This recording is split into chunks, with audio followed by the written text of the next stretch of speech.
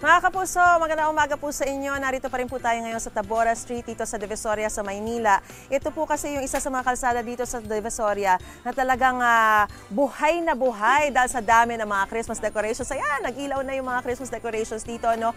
At saka, of course, marami rin po rito mga Christmas lights, mga panregalo.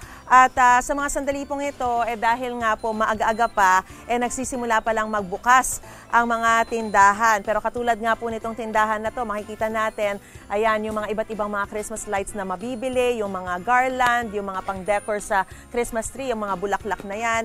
And of course, mabibili po natin ang mga Christmas balls ng 200 pesos for 20 pieces na po yan. Yung mga Christmas lights naman po, nasa 150 to 200 pesos po ang kada tie, no? Tsaka yung Christmas tire naman, o yung Christmas tree ay nasa 2,000, ayan, mga 2,500 to 3,500, depende sa size. May mga maliliit, may hanggang sa pinakamalaki.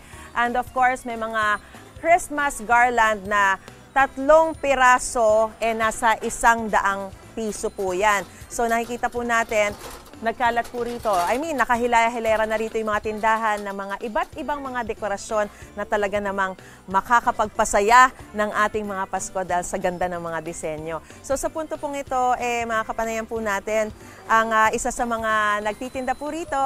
Tay, halika rito. Kasi busy pa po si tatay sa pagbubukas ng kanyang mga tindahan. Dito po tayo. So, matanong ko lang po muna sa inyo, no? Kumusta na po yung mga namimili sa mga panahong ito? 2 weeks to go before Christmas. Marami-rami na po ba? Marami nung nakarang linggo. Marami siyang tao. Kaysa ngayon kasi medyo nakabili na sila nung una pa lang bago pumasok ang Disyembre. So mas maaga-aga silang namimili ngayon. Mas maaga silang namimili. Pero kumusta naman po ang bentahan? Mas nagtaas po ba ng presyo o ganun pa rin? Medyo tumaas ng konti. Ay, bakit? Kasi nga medyo, siyempre, pamahalang bilhin. Oo. Tapos, pero ano po ba ang trending na mga tinitinda ngayon na decoration, pati na rin na pangregalo? Ito ma'am, ito. Mga to. Ano ba tawag sa ganyan? Ito yung cherry. Cherry. Ito yung garland na may design. Oo, maganda nga talaga siya, ha? Maganda talaga siya. Tapos mukhang saka mamahalin. Pang regalo naman, ang trending ngayon yung nakaset siyang towel. Nakaset. 130 pesos per set. Nakabox siyang kulay orange. Wow. O sige tayo, magkano yung mga ganyan? Ito, nasa 120 to. 120 lang, ha? Pero, 120. ayan mga kapuso, murang-mura, pero ang ganda, mukhang mamahalin. Thank you po, thank you po.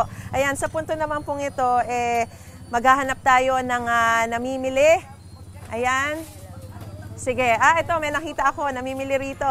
Ayan, si Nanay, parang dami nang napamili, aga-aga pa lang. Nay, magandang umaga sa inyo. Ano pong pangalan ninyo? Halika, dito kayo. Lota na lang po, nickname ko. Lota. Opo, kumusta naman po ang inyong pamimili? Ano po ba ang binibili ninyo? Pang Christmas gift at saka pang mga candy giveaway sa mga bata. Kumusta ang budget?